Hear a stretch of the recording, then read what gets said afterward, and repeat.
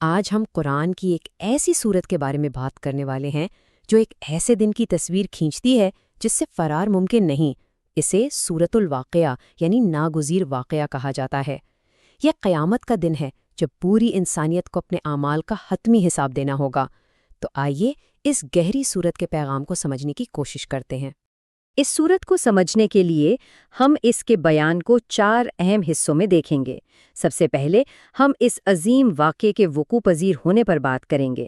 پھر دیکھیں گے کہ انسانیت کو کیسے 3 گروہوں میں تقسیم کیا جاتا ہے۔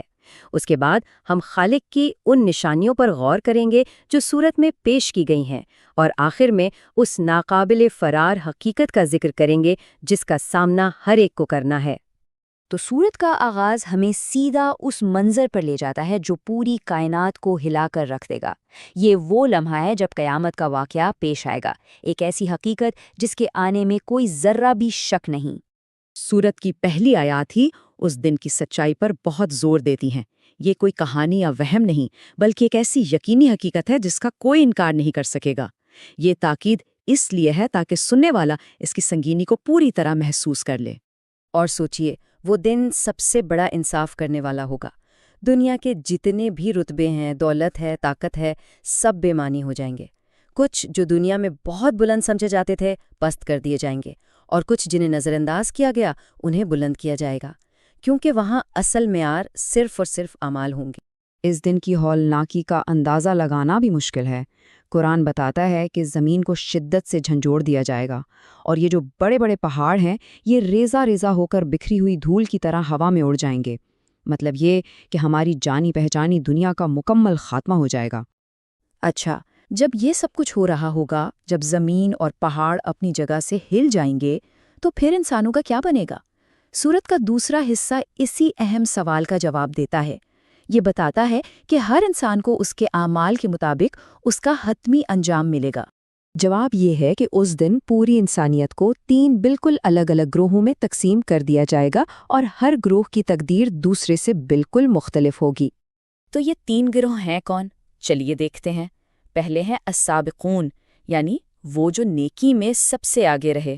دوسرے ہیں اصحاب الیمین، یعنی دائیں ہاتھ والے جو نیک لوگ تھے۔ اور تیسرے اصحاب الشمال، یعنی بائیں ہاتھ والے جنہوں نے سچائی کا انکار کیا۔ اور یاد رہے، یہ تقسیم صرف اور صرف دنیا میں کیے گئے اعمال کی بنیاد پر ہے۔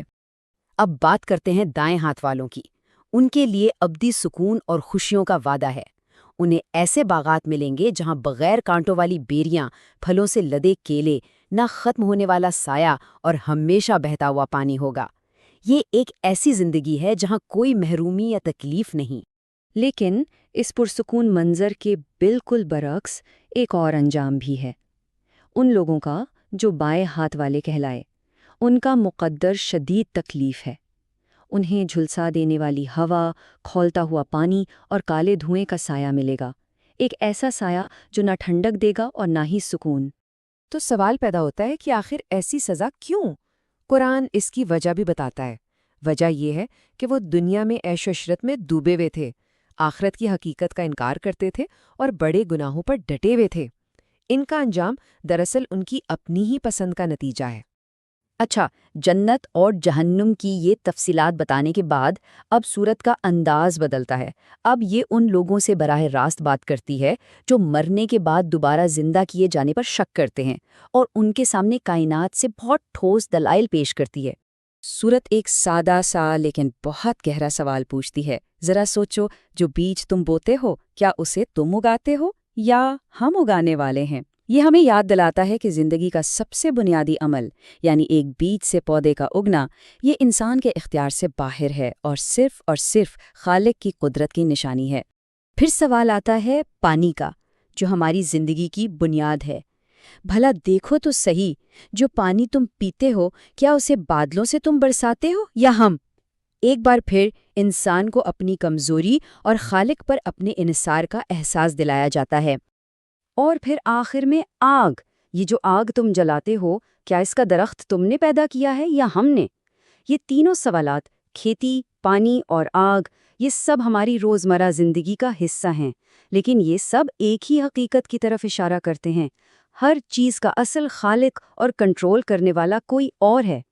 تو ان سب مثالوں کا مقصد کیا ہے؟ مقصد بہت صاف ہے کہ جو ذات ایک بے جان بیج سے زندگی نکال سکتی ہے، جو بادلوں سے پانی برسا سکتی ہے اور جو لکڑی میں آگ پیدا کر سکتی ہے، وہی ذات انسانوں کو مرنے کے بعد دوبارہ زندہ کرنے پر بھی پوری طرح قادر ہے۔ اور اب سورت ہمیں اس حتمی حقیقت کی طرف لے کر آتی ہے، وہ تجربہ جس سے نہ کوئی انکار کر سکتا ہے اور نہ ہی کوئی بھاگ سکتا ہے، یعنی موت کا لمحہ۔ یہاں موت کے وقت انسان کی مکمل بے بسی کی تصویر کشی کی گئی ہے۔ جب روح حلق تک آ پہنچتی ہے تو پاس کھڑے دیکھنے والے کچھ نہیں کر سکتے، کوئی بھی اسے واپس نہیں لا سکتا۔ یہی وہ لمحہ ہے جب ہر شخص کو اپنی اصل حقیقت اور اپنے مقدر کا سامنا کرنا پڑتا ہے۔ یہ زندگی بھر کے ایمان یا انکار کا آخری امتحان ہے۔